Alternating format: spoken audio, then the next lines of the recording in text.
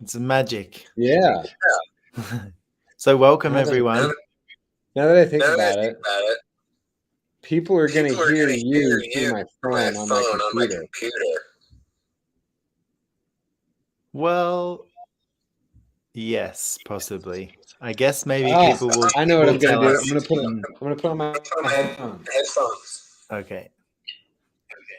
Hi everyone. So we're going to be talking about investing in your future, and yeah, Connor and I were having a chat the other day as we do, and we just basically started talking about, what are you investing in? What are you choosing? And it was really fun. So we thought we'd sort of share some of what we've been experiencing, and also, investing is one of those things that I guess a lot of people can be very hesitant to get into because they don't know what to do, or they don't have all the information, or the right answers and stuff like that. But we've just been playing with it, and so yeah, we'd like to invite you to play with it as well and see what you can create in your life. Um, when did you first start investing? What was your first investment? That's a good question, actually. Huh. I guess you could say, technically speaking, my grandfather set me up with like a couple $1,000 in some sort of a thing. You can hear me right now, yeah? Yeah. Okay, cool. And that would technically be the first. I don't actually know whatever happened to that money. Maybe I spent it somewhere along the lines. I'm not sure. Uh, but I also, when I was in school, I mean, and this is if we're talking about like with physical money, right? Like, Yeah. um, because I mean, you could talk about investing in your future energetically and things like that. But when I was in school, I took a class on entrepreneurship or something, and we did like fake investing. So we got to open an account, and I invested in things like Budweiser and all sorts of, and my teacher was like, "Hey, you're really pushing it." I was like, "It's a good stock," because I was like 16 years old at the time. It was totally not okay to be investing in beer. Um, and um, when did I actually put some of my first money in investing? I guess it just would have been through my like 401k I'm just gonna when I grab got a job. earphones while you're Okay, talking because apparently it's a bit echoey. cool. So I'll be back. Yeah, I had a feeling it was going to be echoey. I'm not even sure which one I'm talking into right now, either Facebook or Instagram. Um, so that would have been the first, I think. That's interesting that I don't recall. But I do remember better than the first investment. The thing I remember better is the first missed investment. And that one is sort of what drives me to invest more. And was that Tesla? No, no, that was Apple. Okay. And do you remember how much the stock was at the time?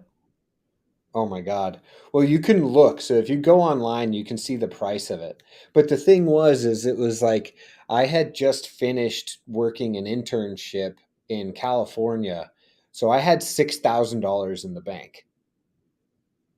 I had never had that much money before. I didn't know what to do with it. I was like, so over the course of several months, I spent it.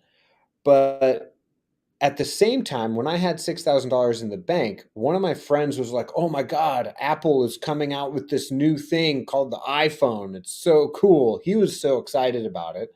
So we were driving back from California to Kansas, and he had me drive him over to an Apple store because they were literally opening the iPhone that day. Apple had already done the iPod and Mac computers and stuff, but this was the first day that the iPhone was being released. And I was like, yeah, whatever, sure. I was like, I don't really care about smartphones, blah, blah, blah, blah.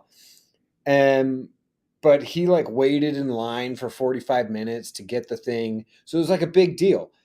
And you can look at that day. It would have been 2007, 2008, somewhere in there. You can like look at the day when the iPhone came out and Apple's stock price. And I'm just like, even if I would have just taken $1,000 of my $6,000 that I had at the time and been like, had I, and it wasn't even that. It was more just I didn't even see it. Like, so now I'm like, what would it take to perceive that, know it, and go, wow, this is something that's going to change the world. This is something that is going to make a lot of money, and just recognize it and go, you know what, I'll put some money on that, and then put, Yeah. had I put $1,000, and if I would have put $6,000 in it, I've done the math before, I don't remember, but it's multiple millions. So but there's also just that thing that I also learned, because even 2 or 3 years later, Apple's stock price was skyrocketing, and I was like, I don't want to get involved. It's way too much. It'll never get any higher, and it just kept going, and it kept Yeah. going. Because people constantly go, oh, but what if it crashes and you lose all your money? That is only the words of someone that has never invested before. So um, that's kind of one of my things right there. Is just, I remember that day that the iPhone came out, and I had money in the bank, and I had money, and if I would have put it in, and even if I would have, if I probably wouldn't have kept it all until now, but at the same time I could have like sold out of a whole bunch, and I could still have a whole bunch in it. So Yeah. it is just whatever. Well, I think like as you were talking about it in terms of like being aware of a future, like we have this question as well of what would your life be like in 5 years? Or for example, like what would the future be in 5 years, 10 years, 50 years of this stock, like if I buy it. And, I Yeah, also have a similar story with a few stocks that really actually were talking to me and I was like really interested in them. And I yeah, went, in hindsight, it's like, oh yeah, I should have bought that stock. But at the time it was very much, I was like looking at, early on in the piece for me of investing in, something that was $3, which is now like, $90 or something like that. So I mean, we're specifically talking as well about like investing in stocks right now, but there are so yeah, many different avenues for investment as well. yeah, yeah. Like, what was your first? When did you first invest? Well, when I think the first proper investment for me was actually probably attending my first Access 7 day event. I remember being like, I have never spent this much money on anything, let alone something like just for me. And that was, that created a whole Wow. different reality and a lot of different futures. But the first time I invested in stocks. It was actually, I was like working on a job for a guy who had basically created this, like amazing mansion. And we were like, I was talking with him. I'm like, how, like, how have you done it? Like, what are you doing? What are you creating? And he was like, oh, well, I invest in stocks. And I was like, oh, okay. Is there anything that's like, interesting at the moment? And he goes, oh, there's actually this one. And it's like, they do, they mine gold and it's at a really good price right now. And so, yeah, that was my first investment. I think I put like $1,000 on it or something. And it did well? No, no, it Oh. did very badly. It absolutely tanked and like lost all of its value. Yeah. Oh. So, I think actually, to be honest, with investing in stocks, I've like learned way more in my first few choices about, what not to do rather than what to do. Yeah. It's funny that Oops. it's great that I love that the thing that you said, I don't recall what it was exactly that you said, but it sort of pinged me, because we often talk about like how the universe sort of whispers to you. And to me, like that whole story where of me talking about the Apple iPhone, I'm like, the universe was like screaming at me. It was like, hey dude, don't put your money into beer and marijuana. Put it into this, and you will have an easier life in the future. And I was like,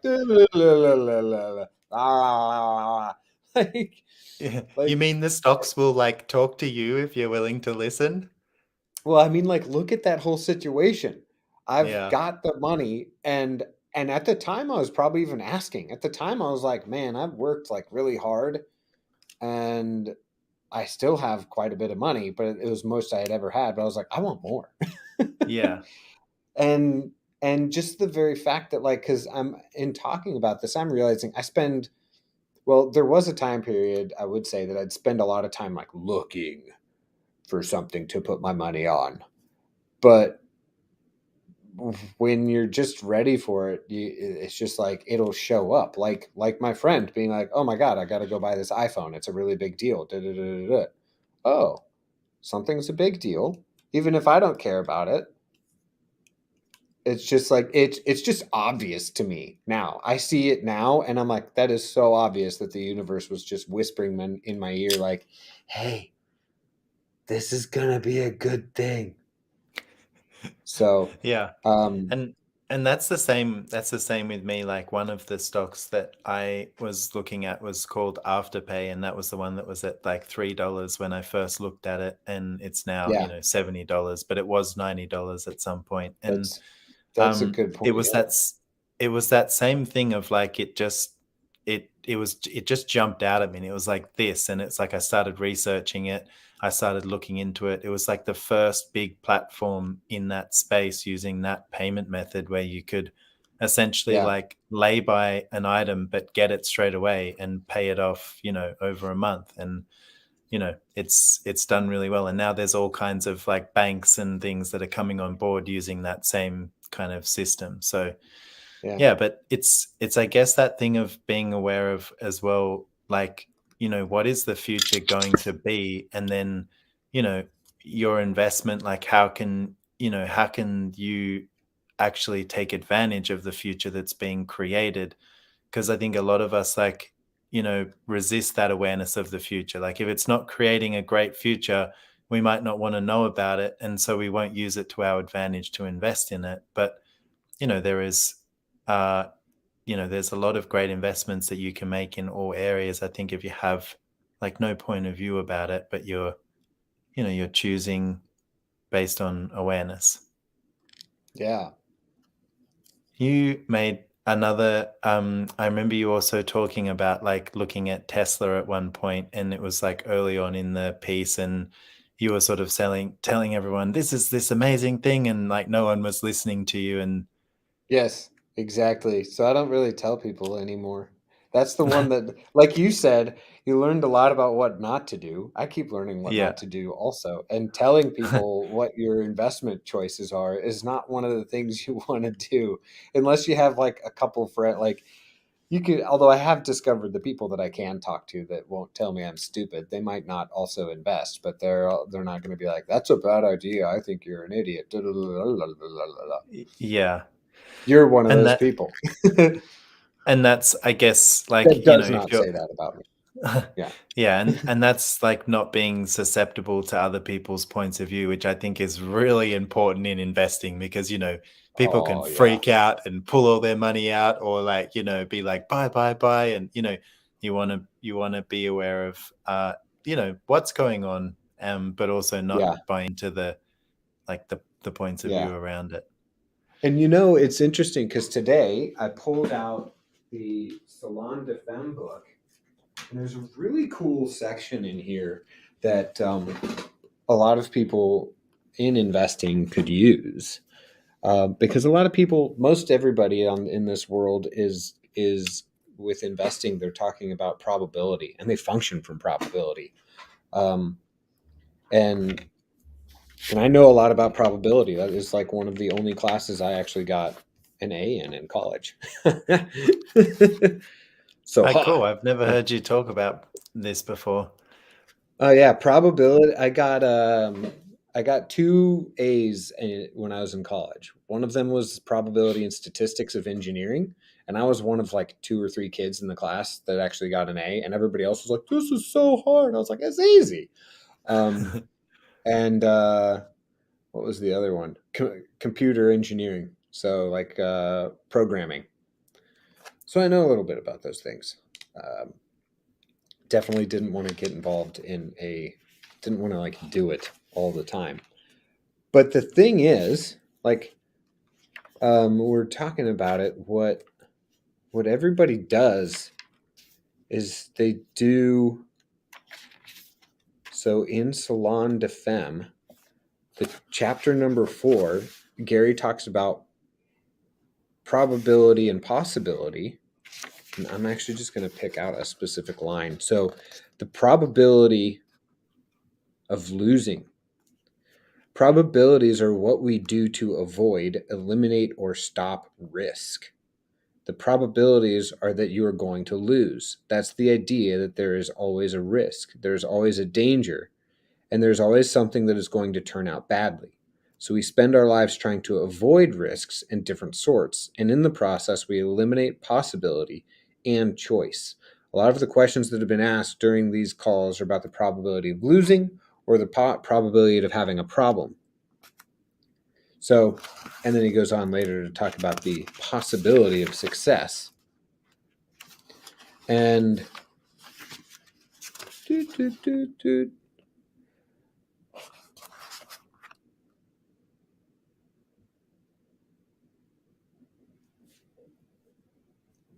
so when you come from the possibility of success, you always remain in question.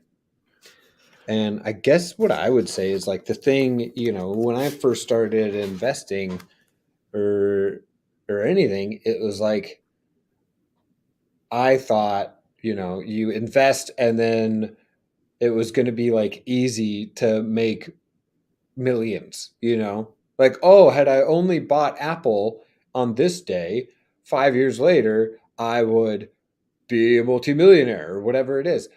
But the thing you don't realize is when you actually bought, if you would have actually bought Apple, you would have been there when it went up and then it went down. And you're like, oh my God, is it going to be one of those companies that's going to fail? And then there's like, and you're reading the news about it all the time. They're like, Apple's doing this and they're totally fucked. And like all this stuff is going on, all the things that you're not paying attention to. But if you're in it, you're like, oh my God, what do I do? And that's kind of like what I had going on with Tesla. Plus a few mistakes and pressing the wrong button when I was on my cell phone. I woke up in the morning and I was like, oh, awesome. I'm going to sell some shares. And when I went to sell, it hit buy. And Yeah. And then I was like, maybe that's the universe telling me something. No, that is not the universe telling you something. The that's universe. that's waking up in the morning and being like, Yeah. What I should have done immediately after that is go, oh, sell 40 shares. There we go. That would have Yeah. been different. That would have been better. And I would probably have $1 million right now had I done that one moment, that one different move.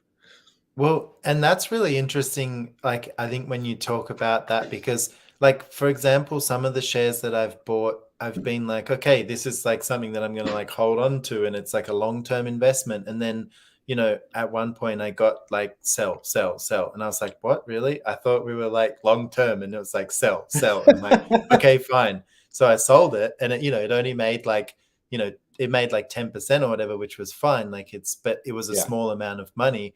But Yeah. actually, then that's the when you stock know did go like right down, and it hasn't gone back Yeah. up. So I'm like, Oh, okay, that's I amazing. actually listened this time. So Yeah. they do talk to you, and that's what I think learned from all the bad investments that I've made as well, is because every time I've had some awareness about it right before it went bad, and I didn't listen to it. So Oh, yeah, darn. See, I yeah, love that you're talking about, yeah, it's like, because I wouldn't say I had like a early, like when I first started using the access tools with investing, I would say I had invested in, I had an investment that just really talked to me. It was so clear. And nothing's really talked to me like that before or since, but it was like I invested in it and my money doubled within a year. And it was just, and then one day, like you said, one day I was like, sell, and I sold all of it. And the fucking stock tanked the next day. It went to Yeah. like half its value. And the next day, when it went to like half its value, like I just had this thing of like buy it all back. And I was like, no, I don't know. I can't do that. I like freaked out. And I didn't, and I didn't, and I totally wish I would have. I wish I would have taken all that freaking money that I had earned from selling it and then bought it all back. Now I've they won't let you do it that quickly, but had I actually, because first that needs to go through the money needs to go through a clearinghouse. You need to wait 3 days, and then before you can buy the next stock, you need to wait like 10 days or something if you're going to buy the same stock, so on and so forth, to try and stop people from breaking rules and doing bad things. Right. But if you imagine, because then that same stock, it went from that half and then it surpassed where I sold it at. And now it's even 5 times, 6 times bigger than that as we sit Yeah. in this point in time. So that would be, I don't know, at this point in time, that'd probably be about like 20 grand or something, maybe more. Yeah. And So, I mean, I think what are some of the other things that you've invested in? Because I know you've like bought gold, and what else? yeah. What else is fun for you? Well, like you said, the investment in myself in like with access consciousness Yeah. but for me, access consciousness wasn't like, oh my god, that's expensive, because I had already started skydiving before I did access consciousness.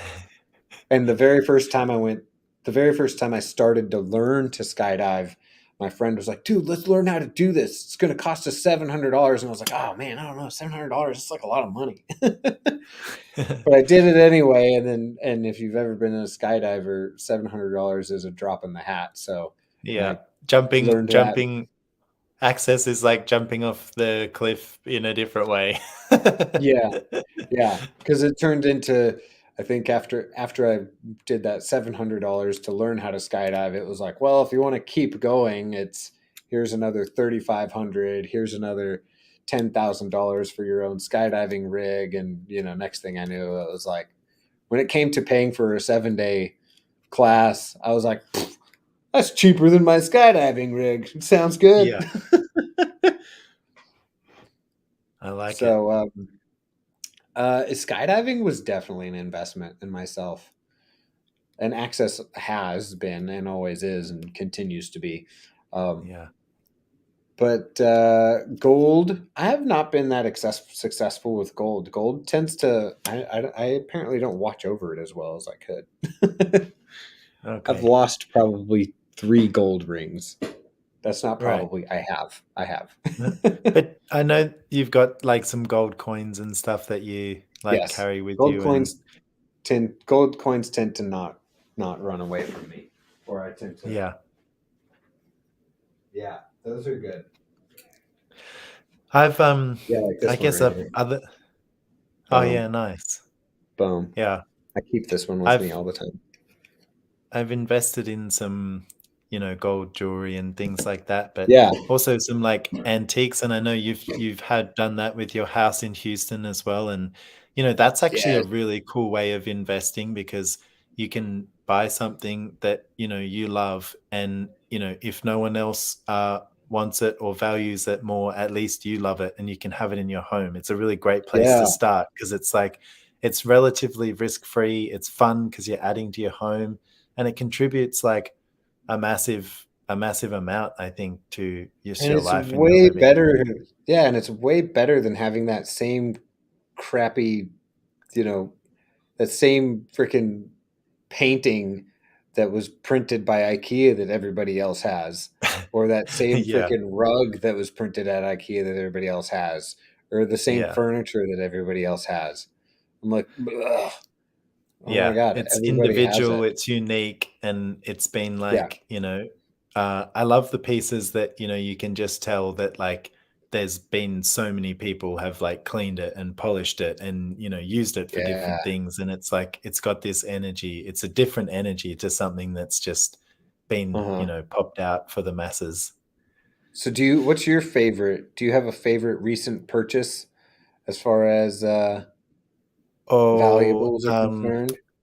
Well, I started collecting like some silver, and one of the things I really love is like hand hammered silver. So it's got these little like dimples in Yeah, it, which yeah, someone's gone around, and I'm like, I figure that's going to be worth more in the future, because crafts people are just like not really happening anymore so much. People are yeah, lazy. People are too lazy to make things like that. So they I are. figure that's something that will increase in value in the future. And I recently And got like nobody a beautiful, and nobody even realizes the value of silver anymore. yeah, there's that as well. And not just like the mineral value, but I think the actual pieces, like there's no, Yeah, there's like silversmiths are like almost non-existent. So yeah. um, yeah. Well, and I just And like so, silver because it kills bacteria. Nobody even knows right. that. The Yeah, you FDA can, in the United States, like the freaking Food and Drug Administration in the United States, like doesn't even acknowledge that silver kills bacteria. I'm really? like, yeah. I'm like, Yeah. that's what it's been used for hundreds and thousands of years, and you're gonna sit there and be like, well, we don't know, we just don't know. But It's we do have an organization in Cambridge, Massachusetts, that has paid us a lot of money, and we own stock in it. And it's a drug, and it's got a patent to it. So this fixes you better than silver. So just so you know. yeah. So yeah, recently I bought like a French cabinet to basically put all my silver things in, and it's got a Ooh, little window that's so you can nice. see all the silver things, and yeah, it's very pretty. Yeah, I love it. Yeah. that's great. Yeah. That's great. What Oh a- well, what speaking about of what very about you? Because I know you've recently made some very, profitable investments, but what's your favorite yeah. investment? Oh, well, right now, my recent favorite overall? That's a good question. I Yeah, hadn't what's really thought about created that.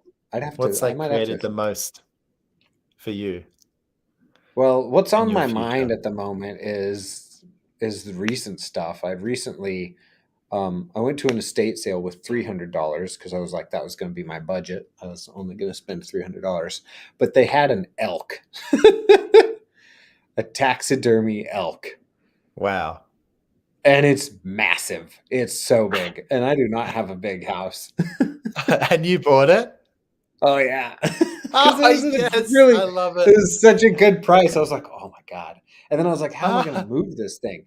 And it just like everything like the universe everything in the universe orchestrated to make it really easy to move it. It was like before I knew it, before I had even bought the thing, there was already a guy driving to go, and I was like, "Well, I better buy it now because I already got a guy driving out to help me move it and hang it too." So, um, yeah, it's worth about $3,000, if not more. I paid wow. less than that, but Yeah. Nice.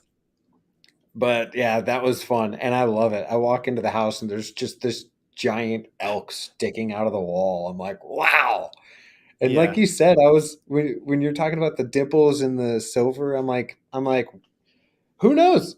With the way things are going, maybe elk won't even exist in 100 years. And it's like, Yeah. so I like having it. And it's really fun having a giant animal in my room. When I was younger, when I was a little kid, I probably been like, no, it's a dead animal. That's bad. But I love it. It's great. You can't get a live elk in your house. That's just not going to work. Yeah, and I remember Gary saying about antiques as well. He's like, I like the weird and the different, because if you Yeah. find something that no one else has, then it's Yeah. unique and it's going to be valuable to someone. So Yeah. yeah, if you can apply that to your lives as well, just if it's like find something that's fun, that's quirky, that lights you up and is just Yeah. enjoyable. Um, Yeah. so I think my phone is about to die, and maybe yours is too. Okay. um, It is. so which Yeah, you're yeah. right. So yeah, this has been just a fun little conversation, a chat about investing. I hope you guys have all gotten something from it, and yeah, let us know if you'd Yeah. like to know more about this topic, because it's something that we are very interested in and exploring, and we're open to doing more on it. So yeah, let us know your thoughts and if you want to hear more. And yeah, If you thanks for don't tell us that you want to hear more, then we probably will keep these conversations to ourselves. exactly. So tell us. We'll be like, these are just private, not for Yeah. public viewing. Yeah. Yeah. All right, my friend. Pleasure talking to you always. And Same. Yeah. yeah, see you soon. Bye, See ya. everyone.